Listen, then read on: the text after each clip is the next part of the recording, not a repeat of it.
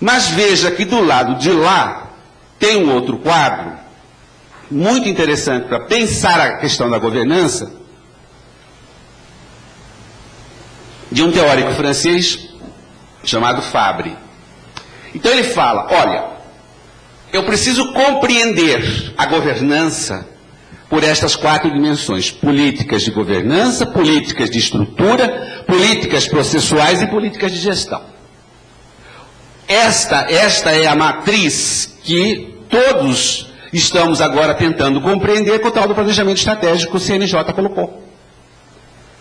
Percebam, semana que vem haverá um encontro em Brasília sobre pessoas. Ora, o que nós vamos conversar sobre pessoas?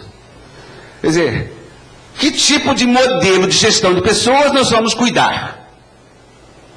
Nós vamos cuidar daquela velha conversa? Ah, nós precisamos de um clima favorável. Precisamos, claro. Ah, nós precisamos de uma política salarial. Já temos a maior que todo mundo. E aí?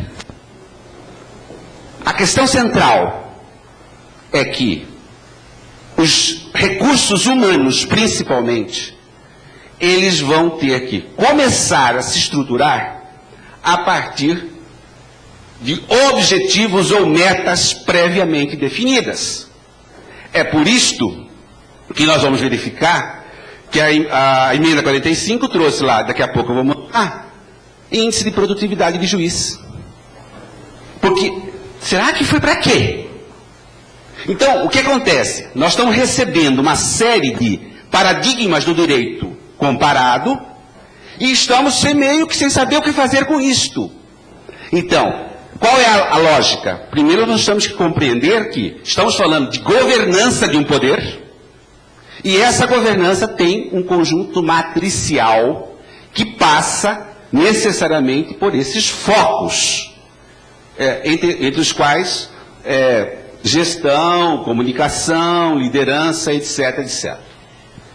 No campo dos marcos teóricos no direito internacional, eu tenho 2 convenções importantíssimas, que é a Convenção Europeia e a Convenção Americana, da qual somos signatários, que naqueles artigos explicam, cometem claramente a obrigação do Estado de prestar jurisdição em tempo razoável. Então, por que as coisas não acontecem? Acontecem sim. Acontecem sim. E estão acontecendo. Às vezes nós nos perdemos, mas lá, na Convenção Europeia, que é mais antiga, que é uma convenção de tratado de direitos humanos em nível regional para a comunidade europeia, o Estado que atrasar mais de 2 anos a entrega efetiva da jurisdição é obrigado a reparar o jurisdicionado com uma multa de 2.000 euros por ano de atraso. Então ele indeniza, se evidentemente aquele atraso se provar que foi relativo à paralisação do feito pelo Poder Judiciário. A Convenção Americana, que nós somos signatários, que é uma cópia da Convenção Europeia, ainda tem lá na Corte de São José da Costa Rica uma certa dificuldade, porque nós ainda não chegamos neste nível. Nós temos problemas mais sérios no ambiente, no ambiente latino-americano, principalmente. Nós temos prisões sem fundamento, nós temos maus tratos, nós temos pena de morte em alguns países. Enfim, os desafios da Convenção Americana e da Corte Interamericana são muito mais amplos do que a questão da razoável duração do processo. Porém, o reflexo disto tudo é aquilo que eu coloquei, lógica de resultados na justiça.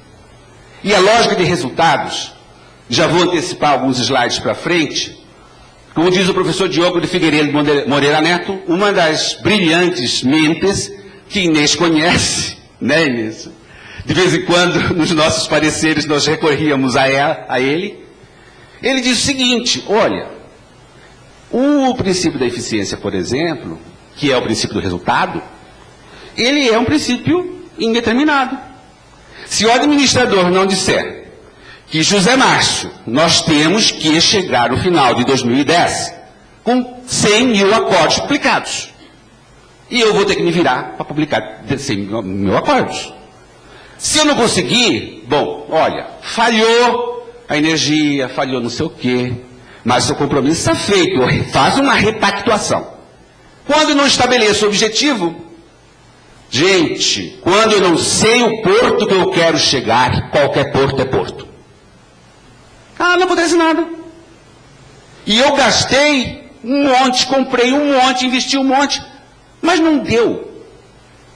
Por aqui, pela meta, pelo novo planejamento do CNJ, vai ter que dar. E se não der, vai ter que explicar. Quem não compreendeu ainda o que é o planejamento estratégico do CNJ, que está fazendo um PPA do Poder Judiciário, abre os olhos. Porque vamos ter que prestar contas e devemos prestar contas. E prestar contas não é fazer balancinho, né? Débito, crédito, resto a pagar, não é isso não. Bom, qual é o elemento teórico complicado dessa construção? Se eu estou importando princípios do common law, como é que eu vou me virar com o civil law? Que é o nosso sistema romano-germânico. Como é que eu vou chegar a isto?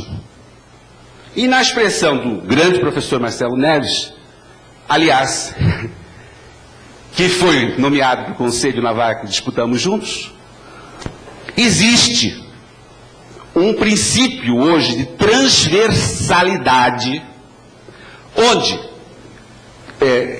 certos direitos com status como acesso à justiça, ele tem, dentro do paradigma dos direitos humanos, um viés transversal, dentro do sistema jurídico mundial. Portanto, certos direitos, e sem querer aqui estar contando vantagem, mas esta foi uma das perguntas que eu fiz ao professor Canutilho, quando eu fiz o ano passado um período lá com ele em Coimbra. Professor, e agora? Ele falou, você esqueceu que a Europa tem common law e civil law? Você está pensando que este é um problema novo? Falei, a mim sempre me pareceu. Não. Veja, direitos humanos, acesso à justiça é um dos mais homenageados dos direitos fundamentais. Ou eu vou instituir a vingança privada. Como é que eu vou dizer, como é que eu vou prestar conta ao mundo se eu não garanto um certo mecanismo de solução de conflito? E aí eu tenho a ideia do transconstitucionalismo entre sistemas, e a saída é construir standards. O que são standards? Que palavra que é esta? Pautas, metas móveis. Eu estava ouvindo o seu Malote, né? Lá a 16ª está usando, a 21ª está... Bom, o que significa?